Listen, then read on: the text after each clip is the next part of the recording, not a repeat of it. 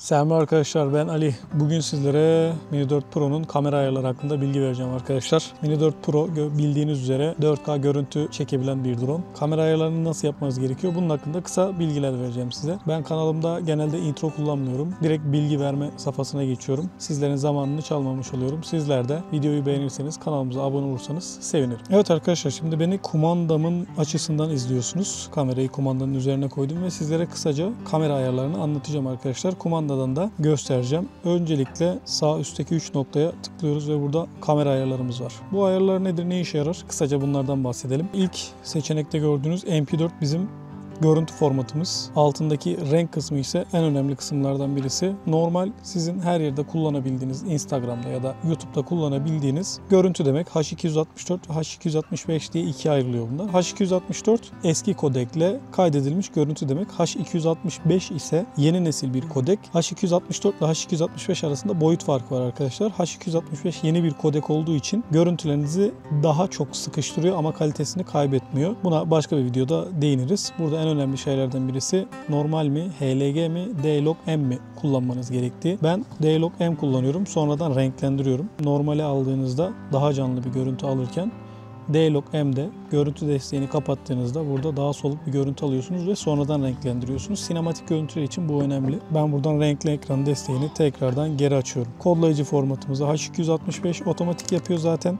Eğer öyle olmazsa hafıza kartımız çok çabuk dolacak demektir. Video altyazısını genelde kullanmıyoruz. General kısmında ise otomatik olarak ayarlıyor. Burada önemli şeylerden birisi histogram arkadaşlar. Bir diğeri de vurgu düzeyi. Bunları yüksek yapıyoruz ve histogram açıyoruz. Ekranda histogram göstergesinden ne kadar ışık bilgimiz olduğunu görüyoruz. Eğer çok fazla ışık verirsem gördüğünüz gibi histogram sağ tarafa dayanıyor. Histogramın genelde ortada olması gerekiyor. Şu an doğru bir ışıkla görüntümüzü alıyoruz demek. Histogram okuması biraz zor olabilir.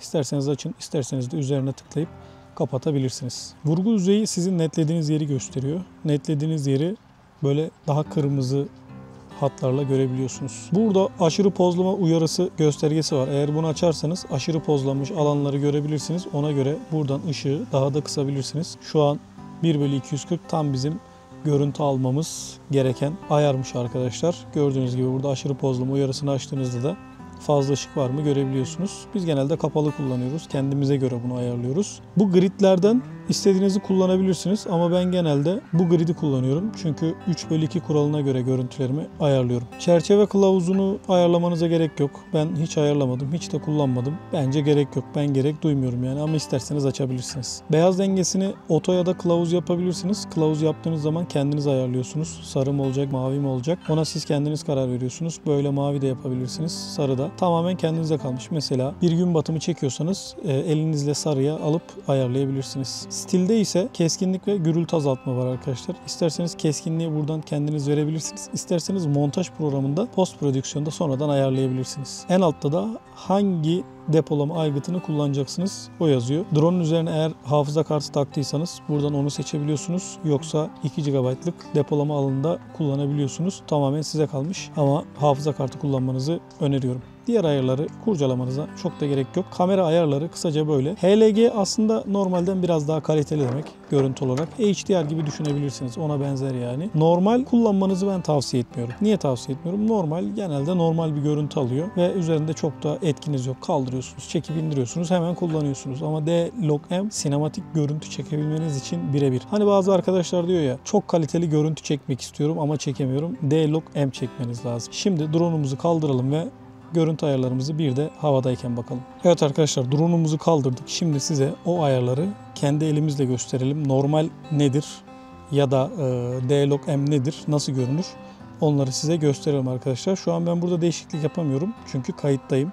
Kaydı durduruyorum ve diyorum ki ben normal bir görüntü çekmek istiyorum. Normal görüntümüz bu arkadaşlar. İsterseniz kayda gireyim. Bunu da size şöyle yavaşça dönerek göstereyim. Normal görüntümüz bu, gayet bütün platformlarda hızlıca paylaşabileceğimiz bir görüntü çeşidi arkadaşlar. Hemen tekrardan aynı açımıza dönelim. Kaydı durduralım. Tekrardan HLG'yi alalım. HLG de bu şekilde bir görüntü arkadaşlar. Diğerinden biraz daha böyle kontrastı iyi, daha kaliteli görünüyor.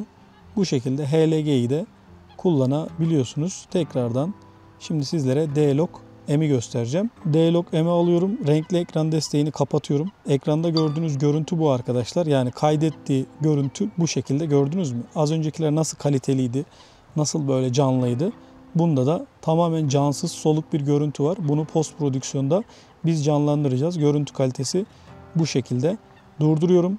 Renkli ekran desteğini açıyorum. Renkli ekran desteği bizim görüntüyü renklendirdiğimizde nasıl görünmesi gerektiğini bize gösteriyor arkadaşlar. Görüntümüz eğer renklendirirsek bu şekilde görünecekmiş. Kontrastı daha az ama sinematik görüntü anlamında, müdahale edebilmemiz anlamında görüntünün daha kaliteli olduğunu görüyoruz bunda. Tabi istediğimiz gibi burada renklendirmeyi, ışıkları daha rahat ayarlayabiliriz. Eğer D-Log çekerseniz bu şekilde kaliteli bir görüntü almış olursunuz. Sizlere bunu tavsiye ediyorum arkadaşlar. Kanalımıza abone olursanız, videoyu da beğenirseniz sevinirim. Aklınızdakileri yorumlara sormayı unutmayın arkadaşlar.